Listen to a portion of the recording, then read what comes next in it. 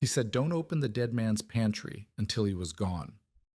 Torsten Brecke, who had survived 19 Dakota winters and buried his brother to the cold, told her, "A widow alone can't heat rock and earth. By Candlemas, they'll find you frozen beside your husband." She had $29, no kin within a day's ride, and needed 6 cords she could not cut. On January the 12th, 1888, the temperature plunged 60 degrees in 8 hours. But 4 months earlier, Marit Haugen had never survived a winter alone. She stood at the edge of the open grave while 6 men lowered Halvor Haugen into Dakota clay. The minister spoke words she did not hear. The wind took them anyway. That evening, alone in the cabin for the first time in 7 years of marriage, Marit Haugen pulled the black crepe from the mirror and faced what remained. One half-finished frame addition, one room tight enough to heat, $29 in a tobacco tin, a milk cow with a cracked hoof, 2 hens too thin to lay, and a debt note pinned under a plate on the table dated 60 days forward. She could not leave. The nearest kin were in Minnesota, 400 miles east, and the fare alone would eat the $29 before she reached the Missouri. If she abandoned the claim before proof, she lost the land, the cabin, everything Halvor had coughed blood to build. The Homestead Act did not care about widows. It cared about improvement and occupation. Walk away, and the 6 years of proving meant nothing. That night, sleepless, she remembered his last lucid words. He had gripped her wrist with a hand that had no strength left and said, "Don't open the cellar until I'm gone." She had assumed he meant the potato pit beneath the lean-to. Stored grain he did not want touched while he still breathed, a dying man's pride. But when she lifted the trapdoor the next morning, she did not find a potato pit. She found a stone staircase descending into darkness. The day after the burial, Torsten Brecke came to the Haugen claim. He did not come to comfort. He came to calculate. Torsten was 58 years old. He had survived 19 Dakota winters. He had buried a brother in the January cold snap of 1881, found him frozen between the barn and the house, with his hand still reaching for the door. When Torsten Brecke looked at a homestead in September, he did not see what it was. He saw what it would become in January. He walked the yard without greeting Marit. He tapped the side of the woodshed with his knuckles. He counted the visible stacks. He checked the gaps in the chinking. He looked at the half-finished addition and said nothing. Then he came to where Marit stood by the well and delivered his verdict. "You have maybe 1.5 cords outside," he said. "Another half in scraps if you're lucky. The hay won't trade for fuel this year. Everyone's short. You have no hired man, no son, no brother within a day's ride." "I know what I have." "Do you?" Torsten's eyes were not cruel. They were simply finished with hoping. "A widow alone can't heat rock and earth, Marit. You need 6 cords minimum for this cabin, 8 to be safe. You have 2. The math doesn't bend." "I'll cut wood myself." "Green wood? In October?" He almost smiled. "It'll smoke more than it burns. You'll choke before you freeze." He looked at her the way a man looks at a fence he knows will fall in the first storm, not with hatred, with certainty. "You have 60 days before real cold," Torsten said. "Sell the South 40 to Pike. He'll give you enough to winter in town. Or stay here, and by Candlemas they'll find you frozen beside your husband." He did not wait for an answer. He had given his verdict, and verdicts did not require response. After he left, Marit stood in the yard for a long time. The wind was already cold for September. In the distance, the quartzite ridge that bordered the property glowed pink in the afternoon light. Ancient stone that had been there before homesteads, before treaties, before anyone had tried to make this land hold human life through winter. She did not have the money to buy hauled wood. She did not have the strength to cut 6 cords alone. She did not have time to season what she cut, and she could not leave without losing everything. The math did not bend. Torsten was right about that. But Halvor had built something under her feet, and she did not yet know what it was. That night, Marit took a tallow lamp and descended the stone stairs. The cellar was not one room. The first thing she saw was the walls, fitted quartzite blocks, pink and gray, cut clean and stacked without mortar. The ceiling was lime-washed planks braced with timber. The floor was packed earth, hard as stone from years of compression. The air was cold but not damp. It smelled of lime and something else. Wood smoke, faint and old. Marit raised the lamp higher. The main chamber was perhaps 12 feet square. Along one wall, shelves held sealed crocks and jars, their wax tops gleaming in the lamplight. Along another wall, cloth-wrapped shapes hung from hooks. Hams, she realized. Smoked meat. Preserved. But that was not what stopped her breath. At the far end of the chamber, a doorway opened into deeper darkness. Marit walked toward it, lamp extended, heart pounding. The doorway led to a gallery, 8 feet wide, 6 feet high, and extending back into the earth farther than her lamplight could reach. The gallery was stacked with firewood, not scraps, not branches, split oak and ash, seasoned and dry, packed in rows from floor to ceiling with small wooden spacers between the stacks to let air circulate. Marit walked forward, counting rows. 10 feet, 15, 20. The gallery continued. She found a second gallery branching off the first, then a third. Her lamp began to shake. She set it on a stone ledge and pressed her hands against the cool quartzite wall until the shaking stopped. Halvor had been dying for 2 years. The coughing had started in the spring of '85. By the summer of '86, he could not work more than 2 hours without stopping to spit blood into a cloth. By last winter, he could barely walk to the barn. But he had built this. In the last years of his failing body, while she watched him waste away and begged him to rest, he had carved a cathedral of survival into the earth beneath their feet. She understood now why he had told her to wait. If she had found this while he lived, she would have begged him to stop, to save his strength, to let the work go. He had kept digging because he knew he would not be there to cut wood in the winters to come. The dead man's pantry. That was what the neighbors would call it if they knew. A grave with shelves, a madman's final obsession. But Marit looked at the stacked wood disappearing into darkness and thought, he left me a weapon. The next morning, Randi Neisheim appeared at the cabin door. Randi was 43, a widow herself for 6 years, mother of 4 children who had survived and 2 who had not. She had outlasted Dakota winters through relentless ordinary labor, cutting wood, hauling water, mending what broke, replacing what could not be mended. She did not believe in tricks or shortcuts. She believed in work. She had come to offer help, which meant she had come to offer judgment dressed as kindness. "I brought salt pork," Randi said, setting a wrapped bundle on the table, "and I wanted to see how you're keeping." "I'm keeping." Randi looked around the cabin.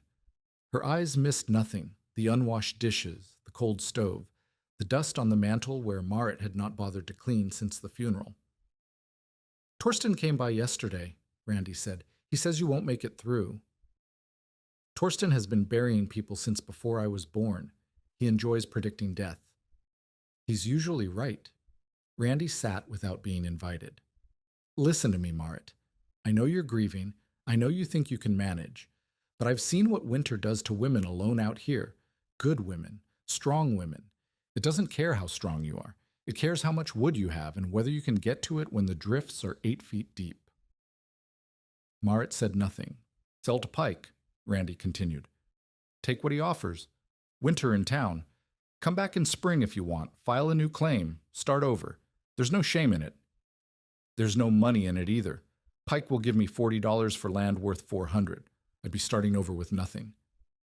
"You'd be alive." Marit looked at the woman across the table. Randi meant well. She always meant well, but meaning well was not the same as understanding. "I found something," Marit said. Randi's eyebrows rose. "Under the lean-to, Halvor built something.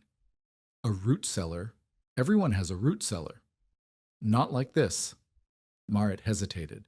She had not planned to tell anyone, but Randi was here, and the silence was becoming unbearable. "There's wood down there, stacked wood, galleries of it." Randi stared at her. "How much wood?" "I don't know. I couldn't find the end of it." For a long moment, Randy said nothing.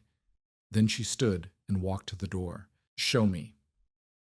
They descended together, Randy holding a second lamp. The practical skeptic stood in the main chamber and turned slowly, taking in the shelves, the hanging meat, the fitted stone walls. Then she followed Marit into the first gallery.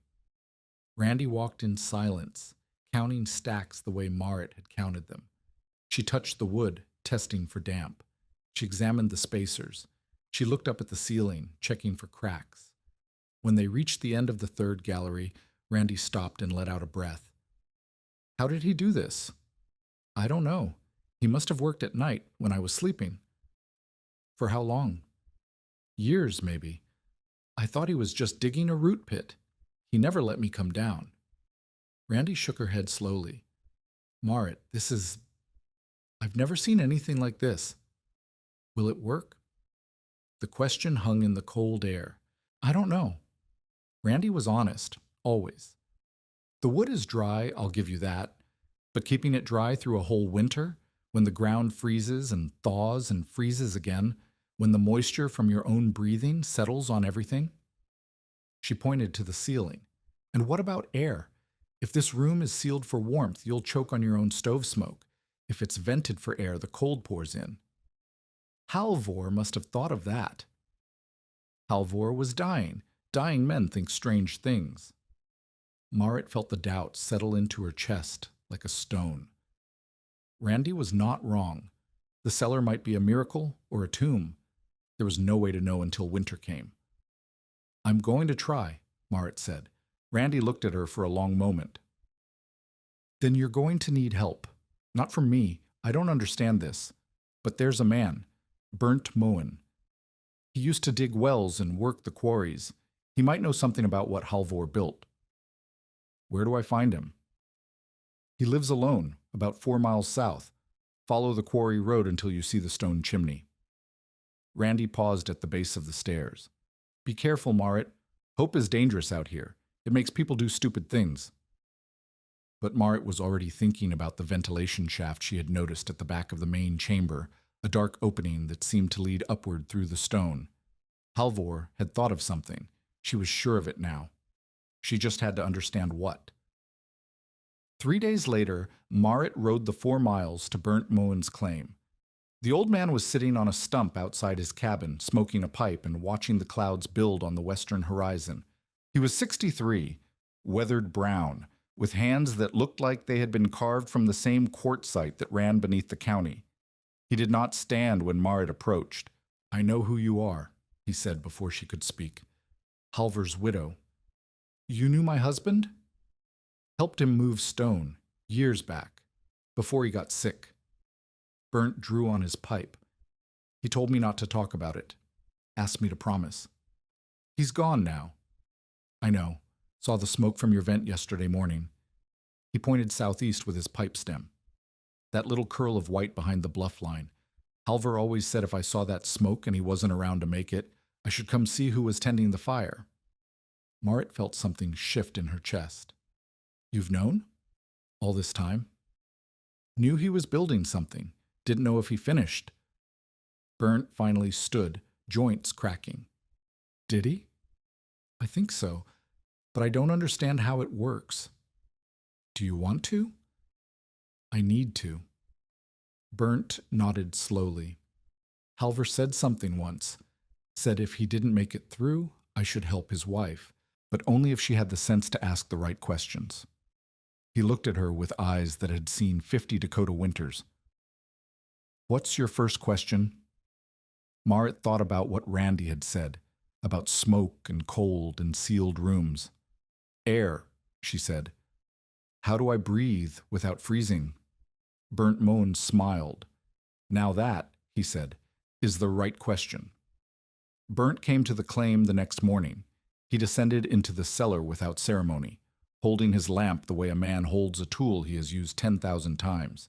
He examined the walls, the floor, the ceiling, the ventilation shaft. He tested the draw by holding a strip of wool near the opening and watching it flutter. "Halvor did good work," he said finally. "Better than good. He understood stone." "Can you teach me how to use it?" Teach you to do what? Store food? Keep wood dry? Manage the draft? All of it. Burnt sat on an overturned crate and looked at her. I'll tell you what I told your husband when he started digging. Earth doesn't lie. It stays the same temperature down here all year, about 36, maybe 38 degrees. Not warm, but not killing cold either. The question isn't whether the earth can hold heat. The question is whether you can stop the heat you make from escaping. He pointed to the ventilation shaft. That's your lungs. Air comes in the lower opening, rises as it warms, exits up there behind the bluff line. If the openings are wrong, too big, too small, blocked, iced over, the system dies. And maybe you do too. How do I know if it's working? Burnt handed her the wool strip. Hold this near the intake. If the fibers move toward you, air's pulling in. If they move away, air's pushing out. If they hang dead, you're about to suffocate. Marit took the strip. It felt like holding her own life in her hands. Over the next 2 weeks, Burnt taught her the cellar the way a man teaches a trade, through repetition, correction, and silence when she got it right. He taught her to test draft with the wool strip and a lamp flame. A flame that bent toward the intake meant the draw was good. A flame that flickered and died meant the vent was blocked. A flame that burned steady but sent smoke pooling along the ceiling meant the lower intake needed opening. He taught her to lime wash the sweating stones, mixing the powder with water until it reached the consistency of cream, then brushing it into every crevice where moisture gathered. The lime would dry and harden, sealing the tiny gaps where damp crept in. He taught her to restack the wood.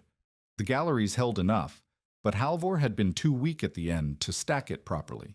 Some rows had collapsed. Some stacks had no spacers. Some wood was touching the stone walls where moisture could wick from earth to grain. Air between every piece, Burnt said, watching her work. Wood that can't breathe will rot where it lies. Doesn't matter if it's 10 feet underground or 10 feet above. Same rule. Marit restacked until her shoulders ached and her hands bled through the gloves. Burnt did not help.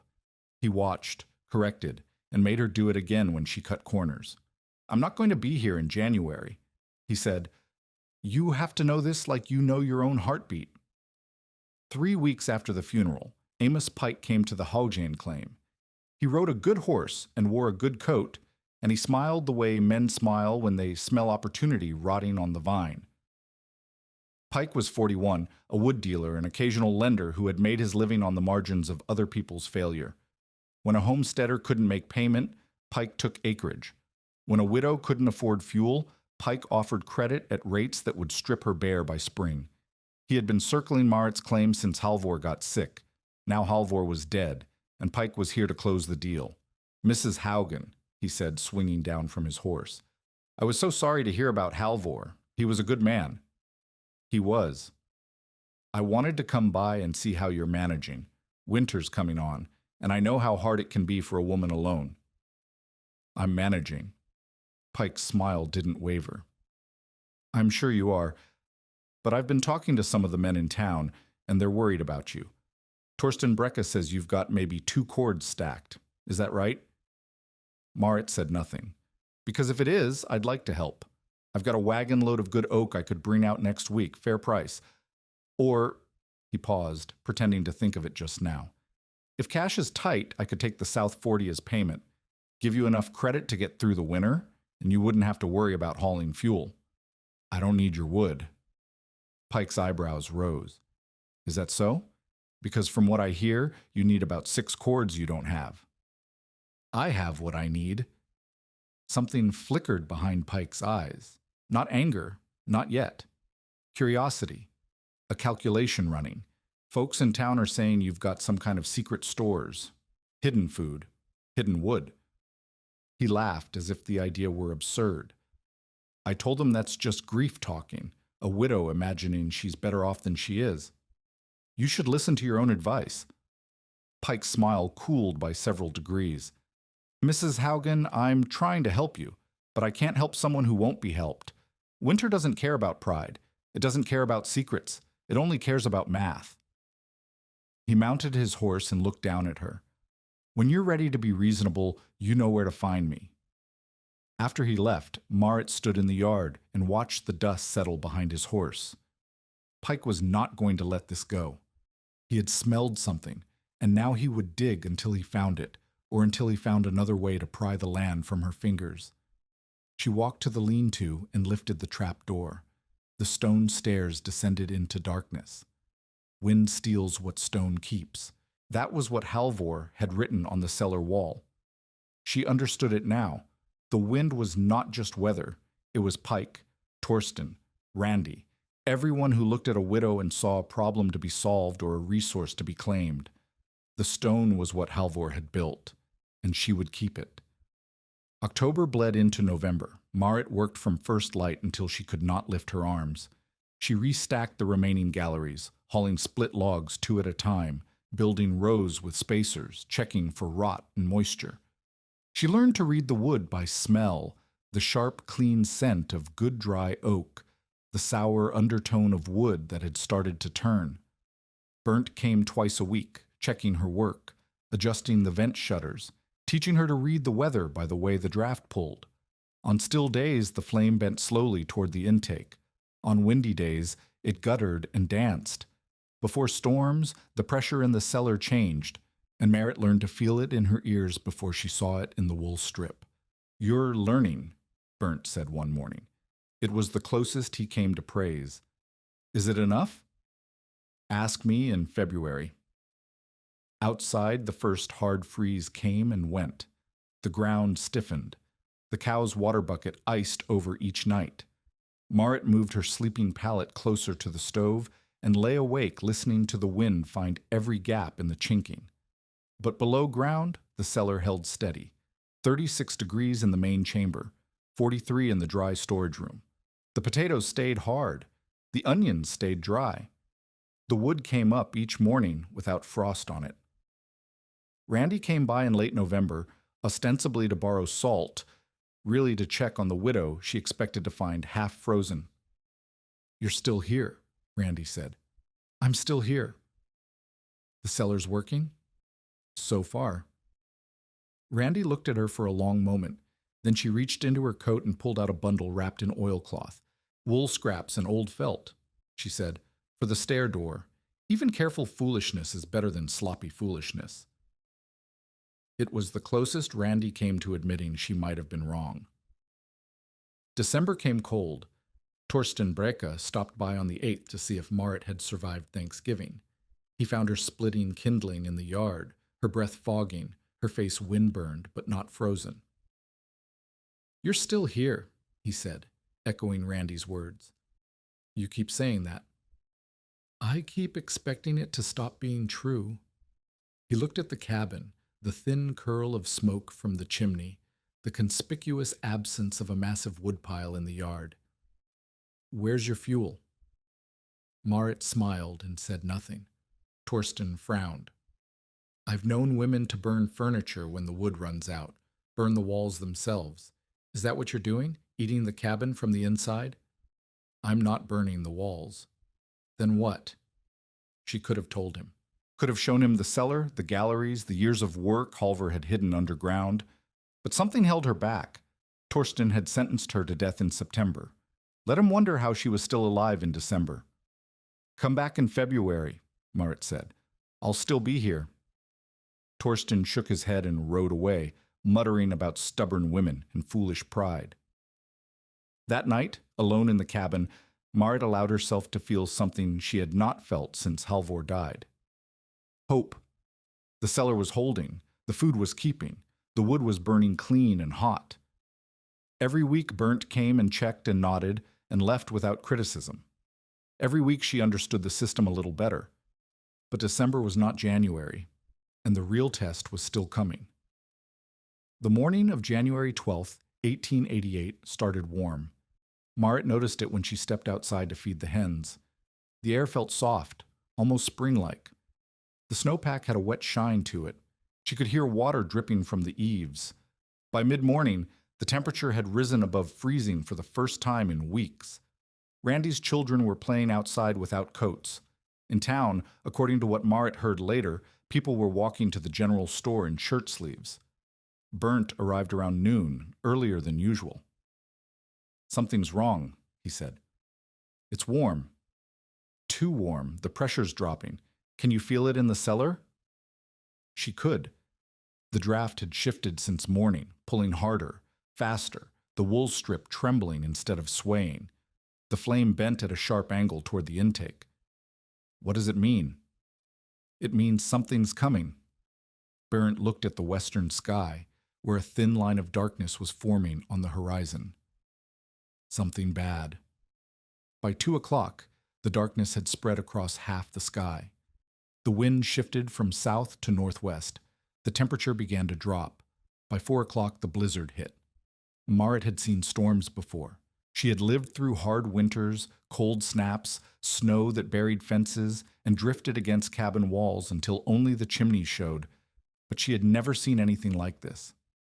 The storm did not build. It struck. One moment, she could see the barn 60 feet away. The next moment, there was nothing but white. The wind screamed across the prairie with a sound like tearing metal. The temperature plunged so fast that the wet snow from the morning thaw froze into a crust of ice within minutes.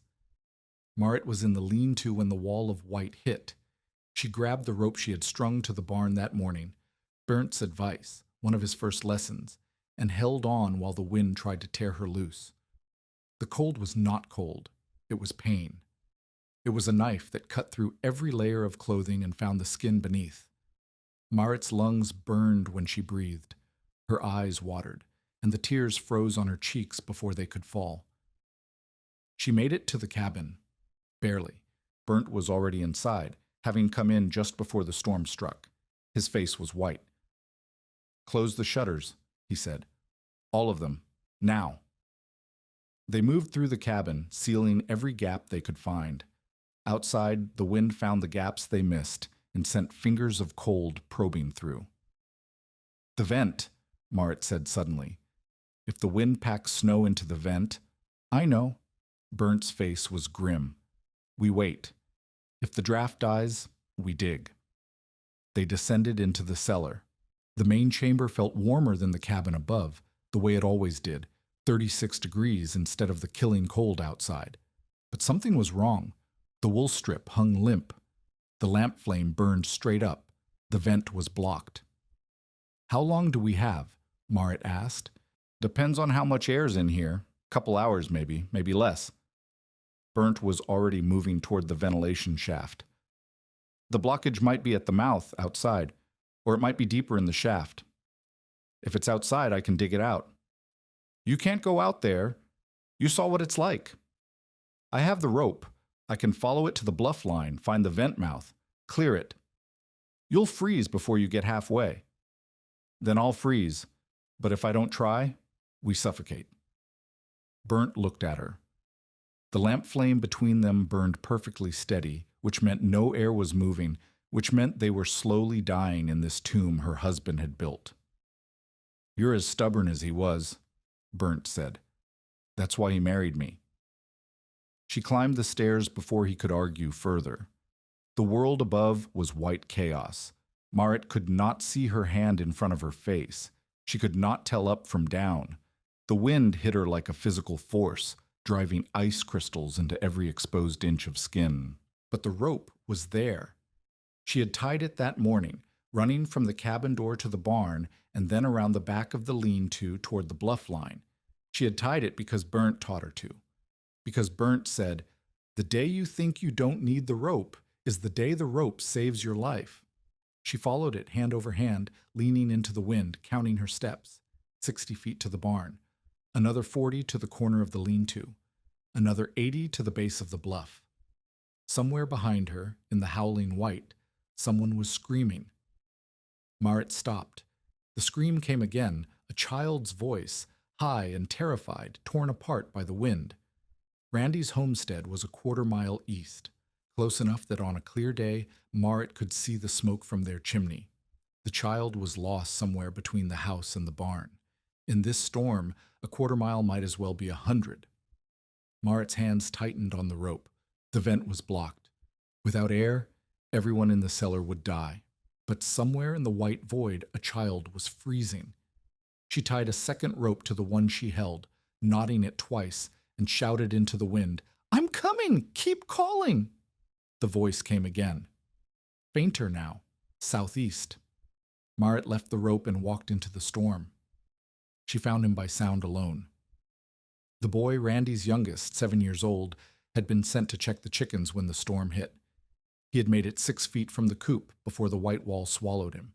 Now he was huddled against a fence post, his coat white with ice, his voice almost gone. Marit grabbed him and pulled him against her body. The cold had gone past pain now. Her fingers felt like wood. Her face felt like stone. She turned to follow her tracks back to the rope. There were no tracks. The wind had erased them in seconds.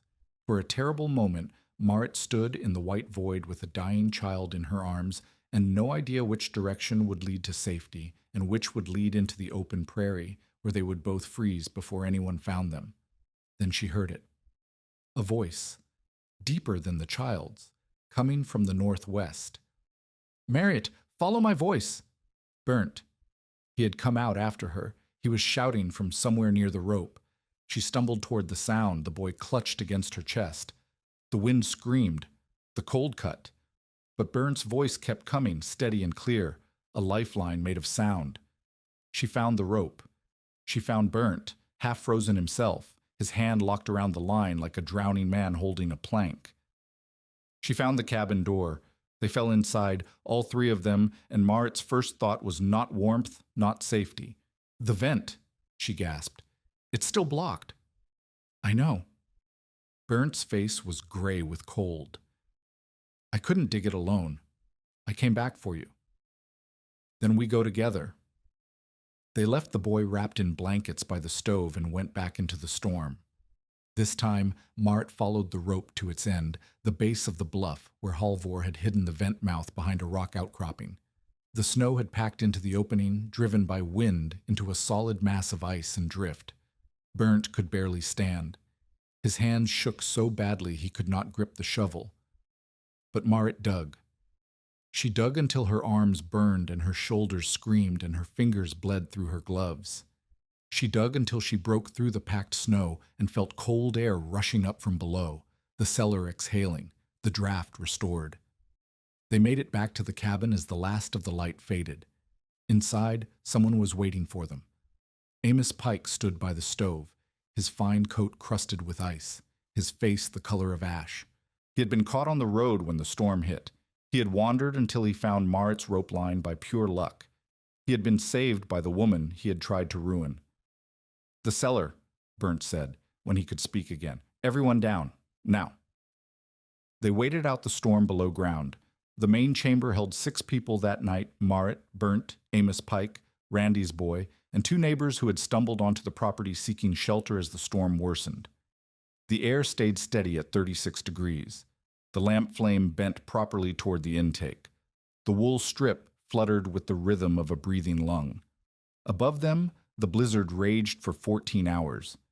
In that time, Marit fed the refugees from her stores: potatoes and onions from the root bins, salt pork and smoked ham from the hooks, dried beans cooked over a small fire in the stone-lined alcove Halvor had built for exactly this purpose. The smoke rose up the ventilation shaft and vanished into the storm. Amos Pike watched everything. He said nothing. When dawn finally came and the wind died and they climbed the stairs to find a world buried in white, Torsten Brecke was waiting in the yard. He had ridden through the drifts to check on the widow he had sentenced to death in September. He found her alive. He found her feeding 6 people from stores that should not have existed, heating them with wood that should have been buried under 8 feet of snow. Torsten Brecke stood in the yard of the Haugen claim and said nothing for a very long time. Finally he looked at Marit. "I judged the wind," he said slowly, "and forgot the earth." It was the closest Torsten Brecke ever came to admitting he was wrong. The storm of January 12, 1888, killed 235 people across Dakota Territory and the neighboring states. They found bodies in fields, in barns, between houses and outbuildings. They found children who had been walking home from school. They found men who had stepped outside to check on livestock and never made it back. They found families frozen together in cabins where the wood had run out and the fire had died. They did not find Marit Haugen. Word spread through the district like smoke on still air. The widow had survived. Not just survived, she had sheltered 6 people through the worst night anyone could remember. She had food when others had empty cellars. She had dry wood when others were burning furniture. She had something hidden underground that no one had known about, and now everyone wanted to know. Torsten Brecke was the first to ask. He came back 3 days after the storm, when the roads were passable again, and he did not come to offer help or check on her welfare. He came because he needed to understand how his judgment had been wrong. "Show me," he said. Marit led him down the stone stairs. Torsten moved through the cellar the way he had moved through her yard in September, calculating, assessing, measuring against some internal standard of what survival required. He examined the fitted quartzite walls.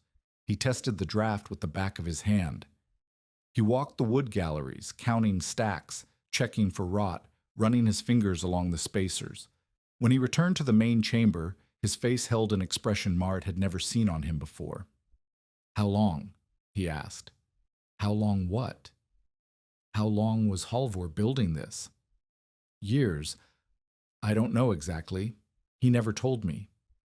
Torsten stood in the center of the stone room, a man who had survived 19 winters and buried dozens who had not, and he looked at the work of a dying man who had refused to let his wife become one of those bodies. "I've been telling people how to winter for 30 years, Torsten said slowly. "Stack your wood high. Cut more than you need. Trust the walls and the stove and the work of your hands." He touched the quartzite. "I never thought about what was under my feet. Halvor did. Halvor was smarter than me." The word seemed to cost him something. "I told you that you'd be dead by Candlemas. I told you the math didn't bend." "You did?" "I was wrong." Torsten met her eyes. "The math bent. I just didn't know all the numbers." He left without asking anything else, but Marit knew he would tell others. Torsten Brecke admitting he was wrong was news that would travel faster than the storm had. Randy came next. She brought her son, the boy Marit had pulled from the snow, and a basket of bread and preserves that was really an excuse to see the cellar for herself. The boy clung to his mother's skirt and would not look at Marit directly, but when Randy thanked her, the words were thick with something that might have been tears. "He would have died," Randy said. "He was 6 feet from the coop, and he couldn't find his way back. If you hadn't gone out, anyone would have done the same." "No." Randy's voice was sharp. "No, they wouldn't. I've seen what storms do to people. They look out for themselves. They close their doors and wait for the dying to stop." She looked at Marit with new eyes. "You went into that storm with a blocked vent and a cellar full of people depending on you. You could have died. You almost did die. But I didn't. Because of this." Randy gestured at the cellar around them. "This place, this thing Halvor built. Show me how it works." Marit showed her. She explained the chambers, cold moist for roots, cool dry for beans and flour and meat.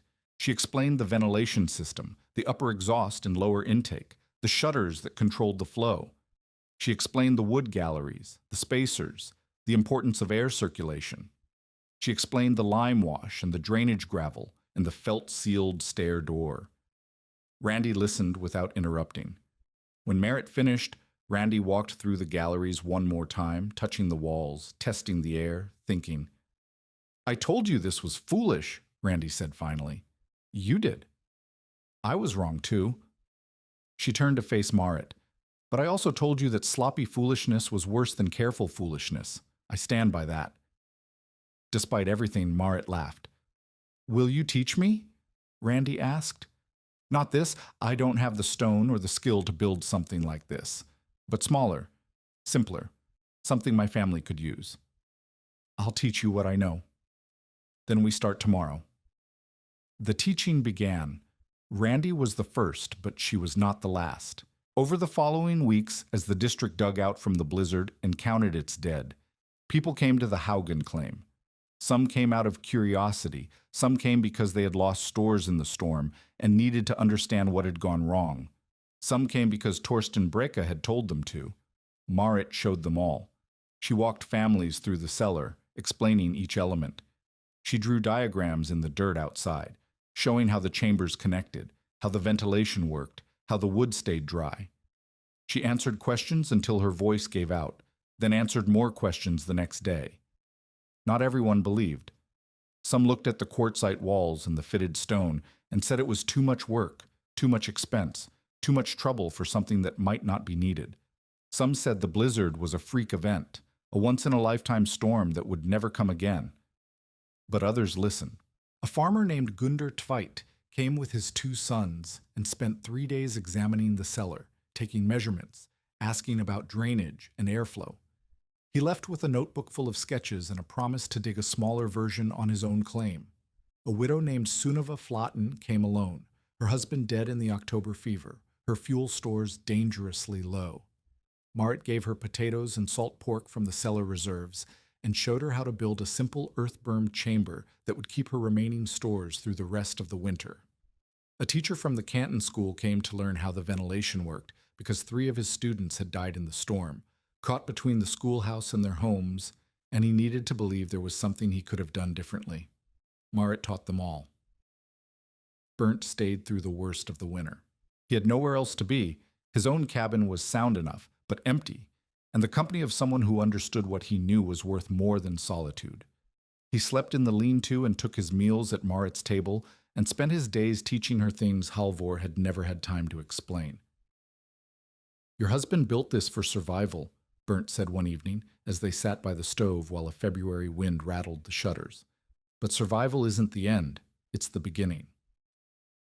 "What do you mean?" "I mean, this place can do more than keep you alive through winter. It can keep a community alive, but only if people understand it." He taught her to mark the vent settings for different seasons, wider in autumn when moisture was high, narrower in deep winter when cold was the enemy, adjustable in spring when the thaw brought new risks. He taught her to read wall damp by touch, running her fingers along the stone until she could feel the slight slickness that meant drainage was failing.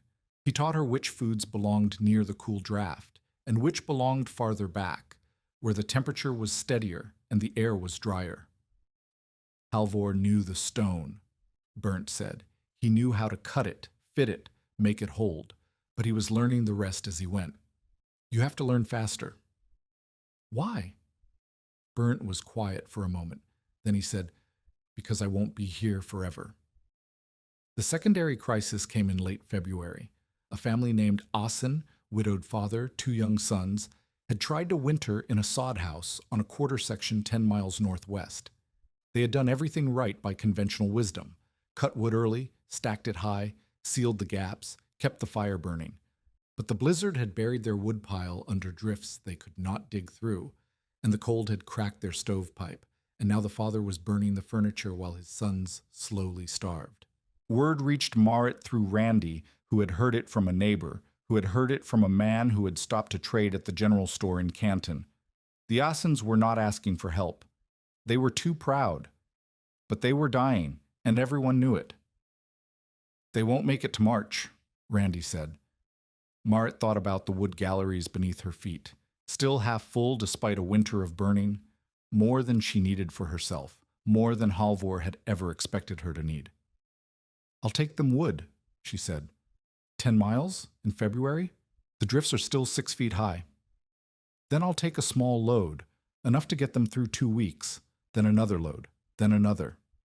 That's not charity, Marit, that's suicide. Halvor didn't build this place so I could watch children starve. She hitched the draft horse to the sledge the next morning and loaded it with a quarter cord of the driest oak from the galleries. The trip took 8 hours each way, through drifts that buried the horse's legs and cold that burned her face raw. But she made it. The Asen homestead was worse than she had imagined. The father, Niels, his name was, met her at the door with a rifle because he thought she might be someone coming to take what little they had left. His sons huddled behind him, thin as sticks, their eyes too big for their faces. Marit did not offer charity. She offered a trade. I need help, she said. My barn door hinge is broken. I heard you were a blacksmith. Niels stared at her. I don't have tools here. They're buried with everything else. I have tools and a forge, and I have more wood where this came from. She nodded at the sledge. Help me with the hinge, and I'll pay you in fuel. It was a lie, of course. Her barn hinge was fine, but Niels Assen was a man, and men out here did not take help. They took work. When? He asked. When you're strong enough to travel, a week, 2 weeks, however long it takes. She left the wood and drove the sledge back through the drifts, and she did not know then that she had just changed the shape of the rest of her life. Bernd Moen died in March. An old quarry injury, a stone that had fallen on his hip 15 years earlier, had never healed right. Through the winter, the cold had settled into the bone. By late February, he could not walk without a cane. By early March, he could not walk at all. Marit brought him down into the cellar in his final days, because the steady temperature was easier on his body than the swings in the cabin above. He lay on a pallet in the dry goods chamber, surrounded by the work he had helped Halvor build and Marit finish, and he did not complain. I was supposed to teach you everything, he said near the end, but I think you already knew most of it. I didn't. I still don't. You know enough. His hand found hers in the dim lamplight. Halvor built this for you. That was his gift. But you kept it alive. You made it work. You taught others. He squeezed her fingers weakly. That's your gift. I'm not ready to do this alone. Nobody ever is. Bernd's eyes closed. But you will, because there's nobody else. He died 3 days later, quietly, in his sleep. Marit buried him on the rise behind the cabin, where the quartzite outcropping caught the afternoon sun. She did not cry at the graveside. She had run out of tears somewhere between Halvor's death and the blizzard and the endless winter of survival. But that night, alone in the cellar, she allowed herself to feel what she had lost. Bernd had been the last link to Halvor's knowledge, the man who understood the stone, the draft, the balance of elements that kept the system alive. Without him, she would have to learn the rest by trial and error. Without him, she would have to become the teacher instead of the student. The spring of 1888 came late and grudging. Snow lingered into April. The roads turned to mud. The creeks flooded. But the cellars across the district held, and the food stored in the new earth chambers stayed sound, and the families who had learned from Marit emerged from winter, leaner but alive. Gunder Tveit's cellar had worked. Sunniva Flaten's emergency chamber had kept her root stores from freezing. 3 other families had dug smaller versions, simpler but functional, and they came to Marit with questions about improvements for next year. She answered every question. Niels Assen came in late April, once the roads were passable, to fix the barn hinge that did not need fixing. He was a quiet man, tall and weathered, with hands that knew iron the way Halvor's had known stone. He looked at the forge Marit had scrounged together and said nothing about its poor condition. He simply began to work. The hinge took an hour, but Niels stayed 3 days because the cow needed new shoes, and the kettle had a crack, and the vent shutters needed better hardware if they were going to survive another winter of opening and closing. He did not ask to be paid beyond the fuel Marit had promised. But on the 3rd day, before he left, he stood in the cellar and looked at the ventilation shaft for a long time. "This is brilliant work," he said. "My husband built it." "I know. Bernd told me about him, said he was dying the whole time he was digging." Niels ran his hand along the shaft opening. "Most men would have spent their last months lying in bed. Your husband spent them making sure you'd live." Marit did not know what to say. "I'll come back," Niels said. "If you need help with the hardware, vent dampers, door hinges, whatever needs iron. I have time now that the boys are fed." "You don't owe me anything." "I know." He looked at her with eyes that had seen death and come back from it. "But you showed me how to survive this winter. Maybe I can help you survive the next one." He came back in May and June, and through the summer and autumn of 1888, He came back again and again, bringing iron and skill and the quiet company of a man who knew how to work without talking. Marit did not know when she stopped seeing him as a debt to be repaid and started seeing him as something else. But by the time the first cold nights of October arrived, she knew that Halvor's cellar was not the only thing keeping her warm. The second winter was easier. Not easy. Nothing on the plains was easy, but easier. Marit knew the system now. She knew the vent settings by season. She knew the food storage by type. She knew how to read the draft and test the walls and recognize the early signs of trouble before they became disasters. Others came to learn. The district had lost enough people in the January blizzard that no one mocked the widows' underground rooms anymore. Now they wanted to know how to build their own. Marit taught them. She walked dozens of families through the cellar, explaining every element. She drew diagrams and made notes and answered questions until she ran out of patience, then started again the next day. She taught children to test draft with wool strips and adults to lime wash sweating walls. Not everyone built cellars. The work was too hard, the stone too scarce, the digging too difficult for most homesteaders to attempt. But those who could dig, dug, and those who couldn't learned other lessons: how to bank earth against cabin walls, how to site wood storage to avoid drifts, how to ventilate a root pit so food kept longer. The knowledge spread. Amos Pike watched it happen. Pike had been quiet since the blizzard. The night he had stumbled onto Marit's property, half frozen, and been saved by the very cellar he had mocked, that night had done something to him. He did not come around with offers to buy the South 40 anymore. He did not spread rumors about the widow's madness. He stayed in town and tended his business and said nothing while Marit's reputation grew. But Pike was not a man who accepted humiliation gracefully. By the autumn of 1888, he had found a new angle. Cellar kits, people called them. Pike was selling materials, timber frames, vent pipes, storage boxes, to homesteaders who wanted to build underground chambers but lacked the knowledge to design them properly. The kits were cheaper than hiring a proper digger, and Pike promised they would work just as well as the Haugen system. They did not work just as well. The first kit seller failed in November. A family named Sortland had dug a chamber according to Pike's instructions, lined it with his timber, installed his vent pipe. But the vent was too narrow, the timber was green and wet, and the drainage was non-existent. Within 2 months, the walls were weeping moisture, and the stored potatoes had rotted, and the air in the chamber was thick with mold. Marit learned about it from Randy, who had learned about it from a cousin in Canton. "They're saying it's your fault," Randy said. "Pike's telling people the Haugen method doesn't work, that the Sortlands followed your instructions and failed." "I never talked to the Sortlands." "Pike knows that, but the people buying his kits don't." Marit found her hands clenching into fists. All winter she had taught freely, shared knowledge openly, helped anyone who asked. And Pike was using her name to sell failures. "What do I do?" "Go there. Show them what went wrong. Show them Pike's kits don't work and yours do." "That's public. That's confrontation." "Yes." Randy looked at her steadily. "It is. That's what happens when you become the person everyone relies on. You have to be willing to fight for what you know." Marit went to the Sortland claim the next day. The Sortland cellar was a disaster. Marit saw the problems the moment she descended the steps. The walls were timber, not stone, and the timber had never been properly seasoned. Moisture had wickered through the green wood and turned the chamber into a swamp. The vent pipe was lead, Pike's cheapest option, and too narrow to draw properly.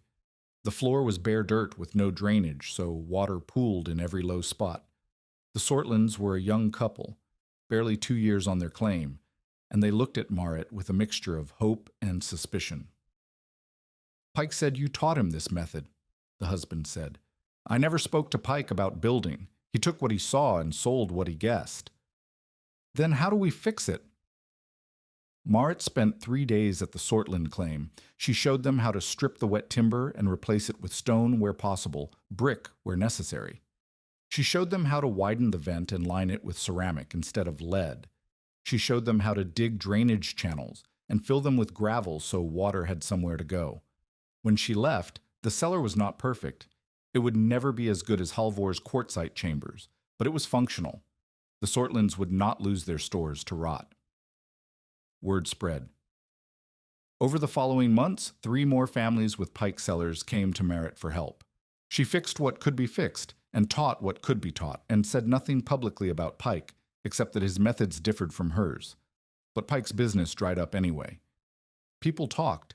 They compared the cellars that worked, Merritt's students, with the cellars that failed, Pike's customers. The math was not complicated. Pike came to the Haugen claim in early spring of 1889. He came at dusk, when no one would see his horse in the yard. He came alone, without the confidence he had worn the last time Merritt saw him. He stood at her door, with his hat in his hands, and asked if he could see the cellar. Why? Because I've been doing this wrong. The word seemed to cost him something. I thought I understood. I looked at what you had, and I thought it was just digging and stacking and waiting. I didn't understand the draft. I didn't understand the drainage. I didn't understand any of it. You sold people failures. I know. Pike did not meet her eyes. The Sortlands lost half their winter stores because of me. The Jensens nearly lost their boy to bad air before they realized the vent was blocked. And now you want me to teach you so you can sell better kits? No. He looked up. Now I want you to teach me so I can help fix what I broke. Merritt studied his face.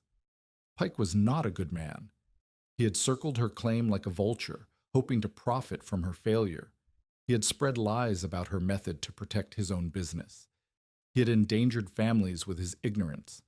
But he was here. He was asking. And if she turned him away, the families with his failing cellars would suffer. Come inside, she said. We start with the draft. She made him strip the failed wall in front of the Sortlands, rebuild the vent in front of the Jensens, and explain his mistakes to every family he had sold a kit to. It was not punishment, though Pike probably saw it that way. It was teaching. By the end of it, Amos Pike knew the difference between a cellar that worked and one that killed.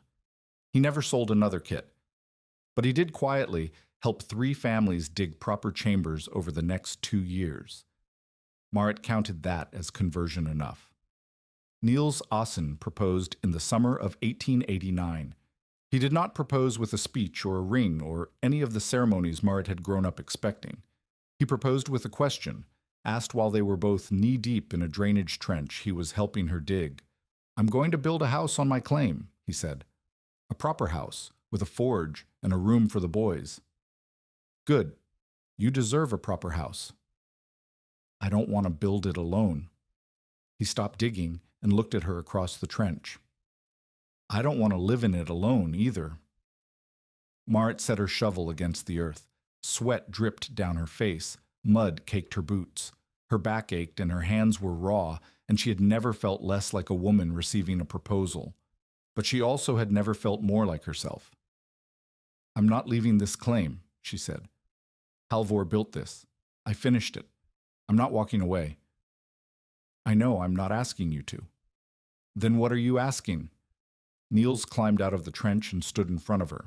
He was not a handsome man, weathered too hard, features too blunt, but his eyes were steady. I'm asking if I can build my house next to yours. Connect them, maybe, when both claims are proved. Raise the boys here, where they already know the land. Work beside you instead of visiting. You're asking to marry me. I'm asking to stay. Merritt looked at the cellar entrance behind her, the stone stairs descending into darkness. She looked at the quartzite ridge where Barent was buried beside Halvor. She looked at the land that had taken everything from her and given her something unexpected in return. Yes, she said. The wedding was small. A minister from Canton, a handful of neighbors, a meal cooked from stores that had survived 2 winters underground. Niels moved his boys to the Hogan claim, and together they began building a larger house that connected to Merritt's cabin by a covered passage. The forge came next, then the barn expansion.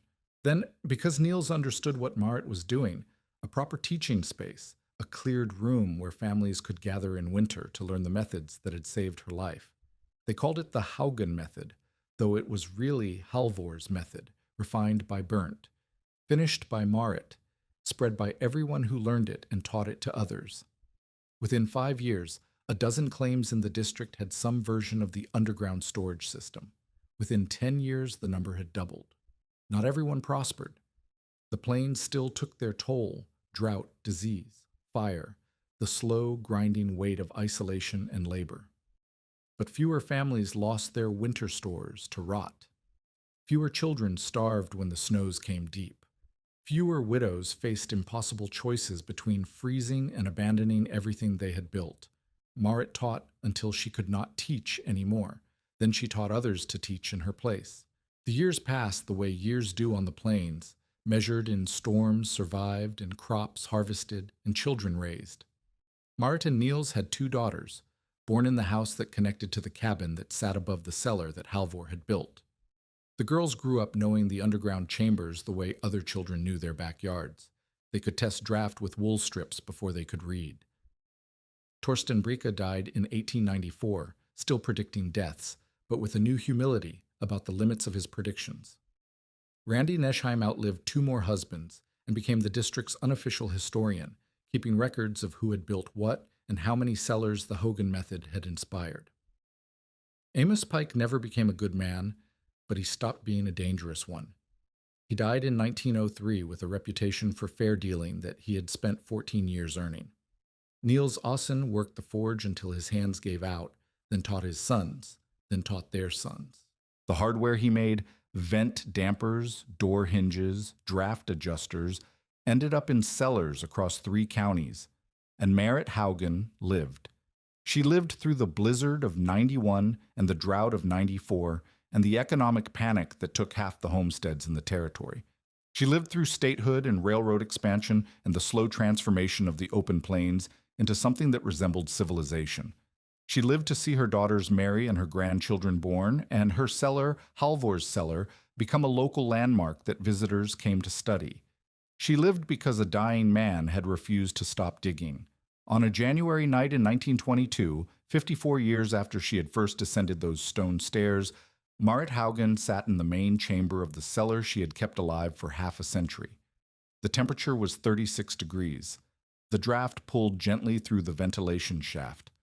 The lamp flame bent toward the intake exactly as it should. Above her, a storm raged. Not as bad as the blizzard of '88, but bad enough. Her granddaughter's children were asleep in the house above, their parents watching the snow pile against the windows. They were not afraid. They knew what was beneath their feet. Marit thought about Torsten Bricke standing in her yard that September morning, delivering his sentence. A widow alone can't heat rock and earth. By Candlemas, they'll find you frozen with your husband. She thought about Halvor, coughing blood into a cloth while he carved a cathedral of survival into the stone beneath her feet. She thought about Bernd, teaching her to read the draft by touch, to feel the system breathing the way you felt your own lungs. Wind steals what stone keeps. The words were still there, charcoal on quartzite, faded but legible after all these years. Marit touched the wall one last time. The stone was cool under her fingers, steady, unchanged since the day Halvor had set it in place. Outside, the storm screamed and clawed at the earth. Inside, the air was still. She climbed the stairs slowly, her joints aching with age, and closed the cellar door behind her. The felt seal pressed tight. The draft continued its ancient rhythm below, pulling air in, pushing air out, keeping the system alive. Her granddaughter met her at the top of the stairs. "You shouldn't go down there alone, grandmother. Not at your age." Marit smiled. "I'm never alone down there." She walked to the window and watched the snow fall, and she did not explain what she meant. The dead do not need explaining. They only need to be remembered. And Halvor Haugen, who had built a weapon against winter and called it a pantry, had never been forgotten. Not for a single day.